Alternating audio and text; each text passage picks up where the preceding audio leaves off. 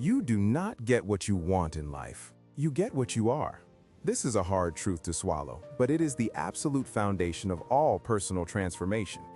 You do not need more goals, you do not need more motivation, and you certainly do not need more willpower. What you need is to eliminate the version of yourself that cannot survive the success you desire. This single shift from doing to being is the ultimate cheat code to unlocking extraordinary results without the burnout. Today, we are diving deep into the concept of identity shifting. This is a transformation that goes far deeper than typical habit tracking, positive thinking, or staring at a vision board. Most people attempt to change their lives from the outside in. They focus on the actions. They say to themselves, if I just work harder, if I just wake up earlier, if I just force myself to do this thing, then I will get the result. But the fastest, most permanent way to change is from the inside out. When you change your self-image, which is the deepest layer of who you are, your core stories about what you can achieve automatically update. When this happens, new actions stop feeling forced. They start to feel natural. They feel like the only logical thing for you to do. This mindset shift has transformed the lives of thousands, moving people from a state of constantly chasing their goals to embodying the qualities of success, freedom, and passion. The results are simply drawn to them as a natural expression of who they have become. Let's really break this down. The challenge begins with a single, powerful step, and that is becoming conscious of your unconscious coding. You have to realize that your current identity is not a fact. It is not written in stone. It is not your DNA. Your identity is simply a pattern. It is a script built from memories, past experiences, and traumas organized by your unconscious mind to keep you safe and consistent. To change, you must be open to the idea that the bricks in your backpack, those heavy, outdated beliefs you carry around every single day, are the only things holding you back. I want you to start by identifying your identity anchors. These are the 3 to 5 core stories you tell yourself on repeat. They often sound like realistic observations, but they are actually limitations. Phrases like, I am just not a morning person, or I am not good with money, or perhaps, I am not the kind of person who leads others. These are not truths, they are anchors. You must be willing to disturb the small bowl of your current self-image to grow into the person you are meant to be. Think about the mechanism in your brain called the Reticular Activating System, or the RAS. This is a bundle of nerves at your brainstem that filters out unnecessary information so the important stuff gets through. Your identity tells your RAS what is important. If your identity is, I am a failure, your RAS will literally filter out opportunities for success and only show you evidence that confirms you are a failure. It is a self-fulfilling prophecy. This is why you can read all the books and take all the courses, but if your internal setting is dialed to struggle, you will always find a way to struggle. To see how this works in practice, let's look at the story of a student who spent years believing they were inherently bad at math.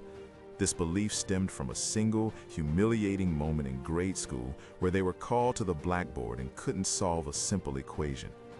The laughter of the class and the disappointment of the teacher solidified a belief: I am not a math person. That identity became an anchor. It held them back through high school and college, causing them to avoid certain majors and career paths. It wasn't until years later, when they started their own business, that everything changed. They had to calculate profit margins and conversion rates.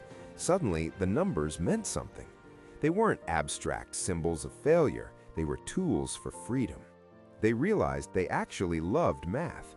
The capability was always there, but the identity of being bad at math had blocked access to it. Once the identity shifted to, I am a business owner, the skill followed effortlessly.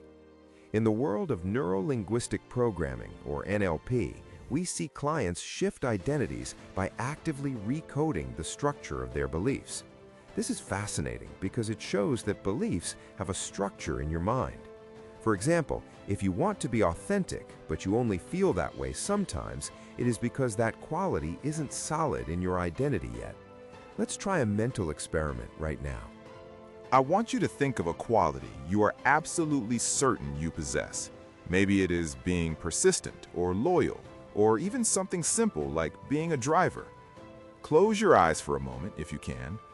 How does your brain represent that certainty? Is the image large and bright?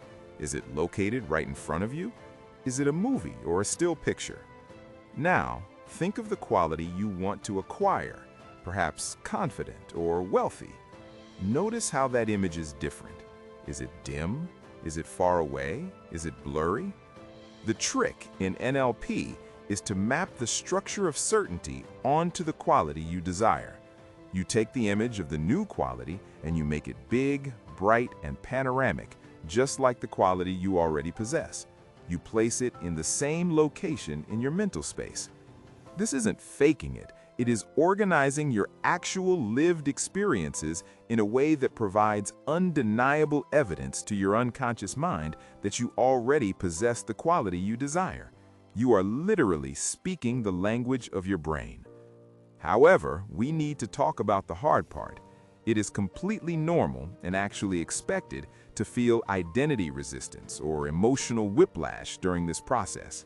You have to understand that your brain's priority is survival and consistency, not your happiness. Your brain loves homeostasis. It would rather keep you in a familiar, painful loop than risk the danger of an unfamiliar success. To your primal brain, the unknown is synonymous with death. So when you start acting like the new version of you, when you start setting boundaries, asking for more money, or waking up early to work on your passion, you might feel a sudden wave of anxiety. You might feel like a fraud. This is known as imposter syndrome, but I want you to reframe it. You might experience fatigue, dread, or a sudden desire to procrastinate. This is not a sign that you are doing it wrong. It is not a sign of failure.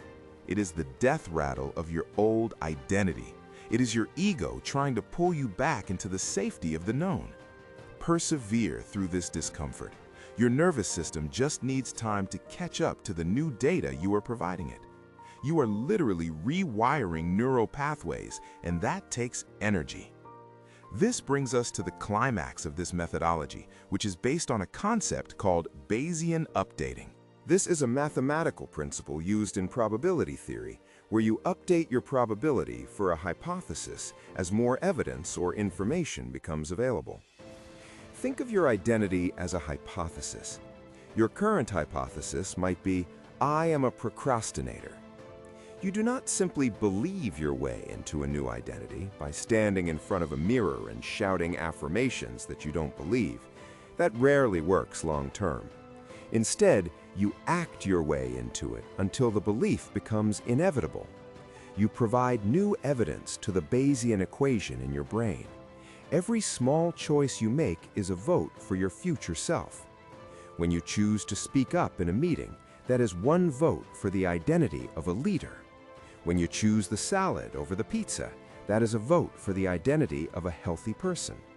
When you sit down to write, even for 10 minutes, that is a vote for the identity of a writer.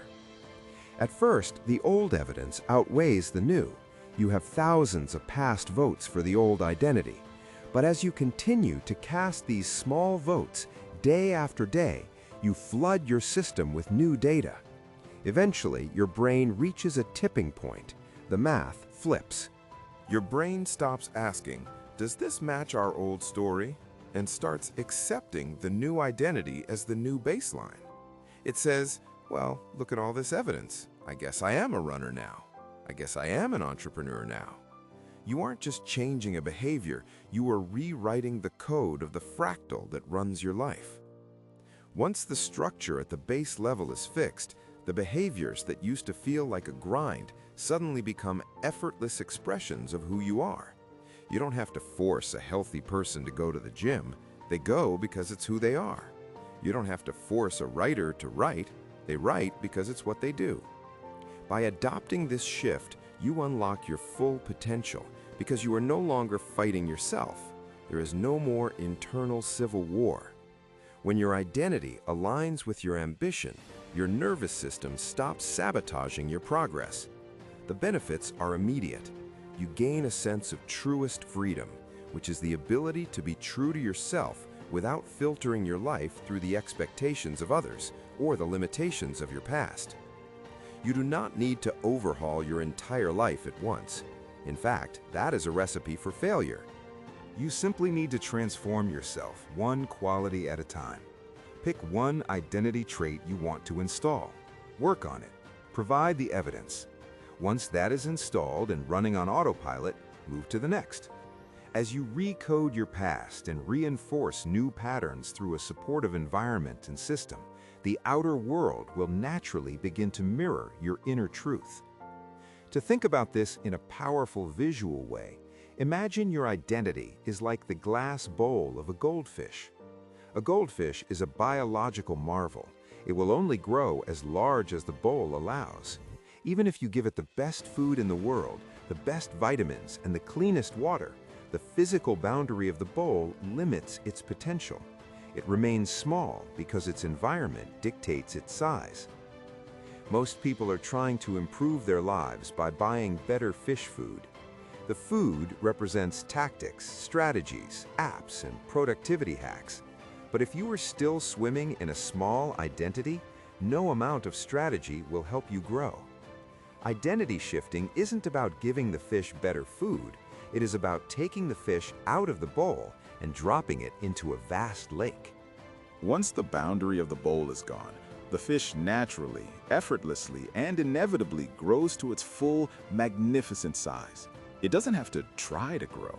Growth is its nature once the limits are removed. So I ask you today, what is the size of your bowl?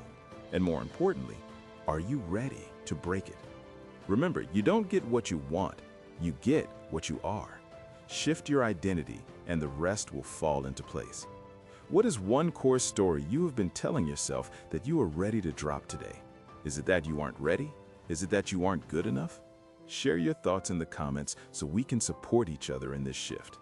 If you want to dive deeper into personal development and identity shifting, subscribe to the channel. And if you are ready to see this process in action, watch my related video on NLP demonstrations, where I guide real clients through these exact identity shifts so you can see the results for yourself. Bet on yourself and make your future self proud. Thanks for watching Mindset Tools.